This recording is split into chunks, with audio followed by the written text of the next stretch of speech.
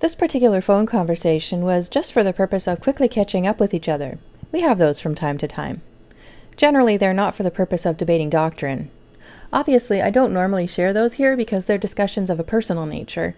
But in this one, she decided to quickly jump into a short sales pitch on how much she's looking forward to the so-called Paradise Earth, ignoring the fact that I've told her I believe people will live on the earth in glory. And then she took the opportunity to promote the website. At one point, you'll hear her ask, "So you get online as a JW and etc."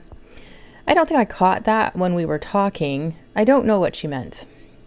Maybe she said as a JW by accident, or maybe she was accusing me of pretending to be a JW online, or maybe she just meant I was going to jw.org. I'm not sure, but I'm just going to assume it was a slip-up. From there, I just asked her a quick question about the 144,000, and she was more than happy to tell me her beliefs about it. You know, what keeps me going is the fact that this will all change. This system of things is going to change, and we'll really have that fulfillment of Isaiah that says, "No one will say I am sick." Mm-hmm. And that's what keeps me going. Yeah, me too. I look forward to, it's interesting. I often think about that, how I'm just looking forward to being in glory and not having sickness anymore, but more than anything, just not being a sinner anymore. Mm-hmm, yeah. Just being. And won't that be, because we have that desire to live on the earth and to do what we're doing. We're designed for that. Jehovah designed us for that. Yeah. And just think that will go on forever. We'll have this beautiful environment around us, and we'll be in paradise again, So that really sustains me. Yeah, I definitely look forward to that. I can, rest in the Lord. Mm-hmm. That's an awesome thing. Yeah. I wanted to, I don't want to keep you long today. I wanted to just, I was just chatting, I like to talk online with people and whatnot, and some people were kind of trying to figure out just one of the Watchtower's teachings, and it wasn't the kind of thing where you could just easily look it up on the website, so I thought, I'm going to ask my friend about this next time we talk. So it's a really minor... I just wanted to ask you, so you get online as a JW and read the magazines and whatever literature is on there? Yeah, sometimes, yeah. Uh-huh. Yeah. But I just wondered about that. Yeah, sure. I just wondered where you were getting the questions from. Oh, yeah, and actually I even found the interlinear on the jw.org website. I couldn't find it before, but I found it now, and I find that helpful to compare things. So, yeah, on the Bibles, you should be able to bring out all the different Bibles, right? Well...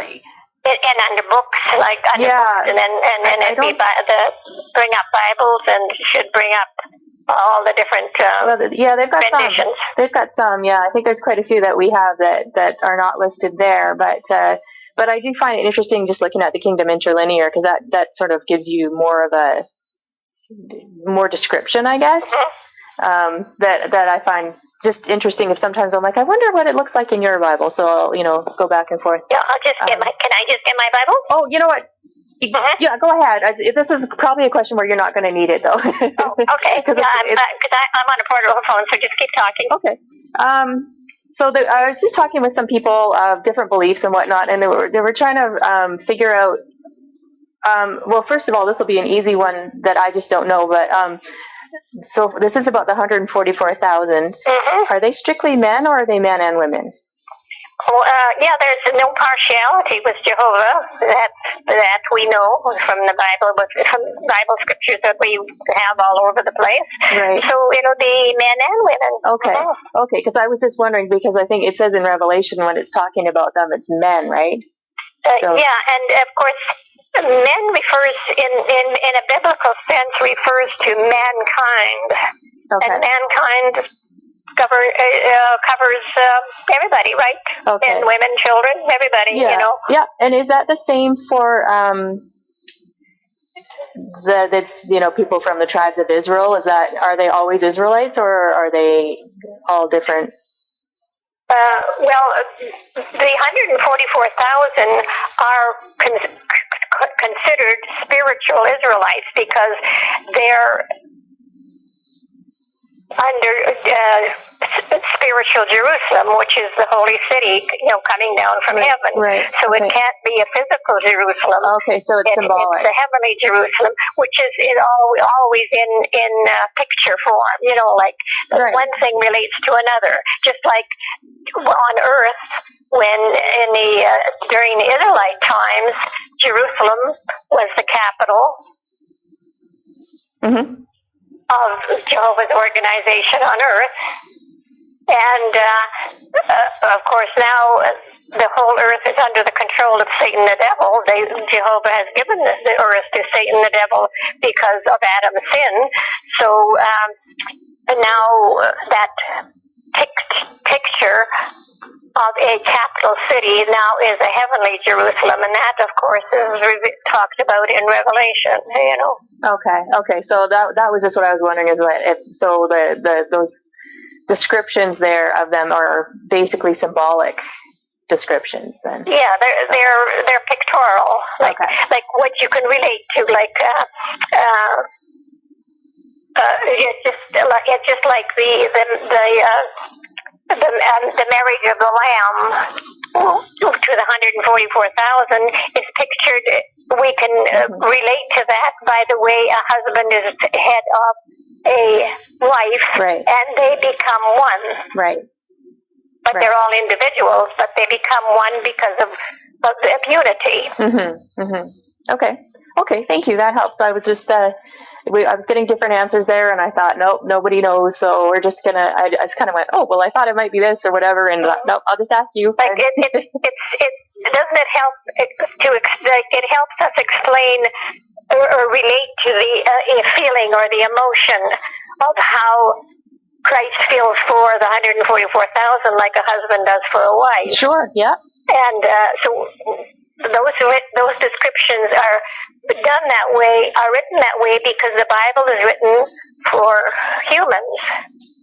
Mm-hmm. And humans understand those emotions of a husband and a wife because those are implanted in us when we were created, right? Yeah. So the Bible then, with those descriptions, helps us to relate to things. Yes. Yeah. Do you agree with that? Yeah, I do actually. We're created in God's image, so He created us in that with that in mind. Yeah. So yeah, no, I do agree with that actually. Okay, well that actually answers it. So it wasn't a big one to jump into and get into a big thing. There are areas where we disagree on that, but I think some of the the picture that you were explaining, I agree with that part. Mm-hmm. Okay, well that's helpful, and I'm not going to keep you just because I am really tired. So I'm not going to be able to... No, I don't want to keep you either. And then if you're tired, then maybe next time we can talk about maybe pick a subject that we can talk about, and maybe when you're up to it. Yeah, I've got actually a ton more questions that I just kind of collect them as I go, and I think of something and I just write it down, and then so I've got a bunch of them here too, and they just keep getting longer and longer. Too, I can maybe answer them. Yeah, and so also I was thinking maybe for next time, some of them are going to be more in depth, and they're going to take a lot of hunting around in different scriptures and stuff. So I won't bore you with our goodbyes. We'll pick up next time with the beginning of our next long conversation, in which I ask her a number of other deeper questions, and she provides some more fascinating responses.